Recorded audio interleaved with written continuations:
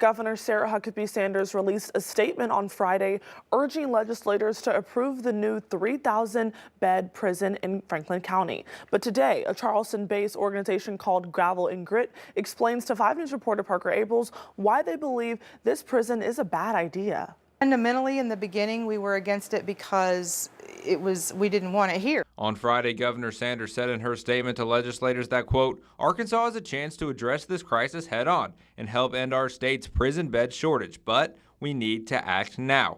However, members of Gravel and Grit disagree with the fundamentals of the project. We knew that it would not be a good place on Mill Creek Mountain.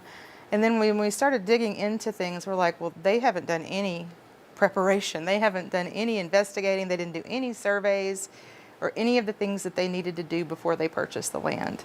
Gravel and Grit is a rural transparency organization trying to stand up for small towns across Arkansas. We want to bring to life the voices of rural communities like ours that have sort of been ignored by their government. Board member of Gravel and Grit, Adam Watson, says even if the prison is needed, Charleston isn't the place for it. There's a right way and a wrong way to go about that project, and every step of the way, the people in charge have chosen the wrong way.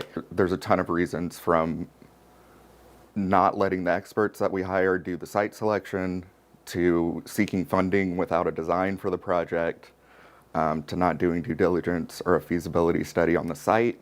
Group members don't believe the governor said anything new in her Friday statement. Same canned statements that she's been using for the last 2 years, and they weren't true 2 years ago, they're not true today, and we just choose to focus on the facts. And Natalie Cadena says as a rural community, they feel their voices aren't being heard. Rural voices were ignored. Our own elected officials were not even included in this. And if they go forward with building a structure on that mountain, it will cost at least 3-4 times what it would cost in other locations in the River Valley. In Charleston, covering news where you live, Parker Abels, 5 News. We did reach out to multiple representatives about the topic, but did not receive a response yet.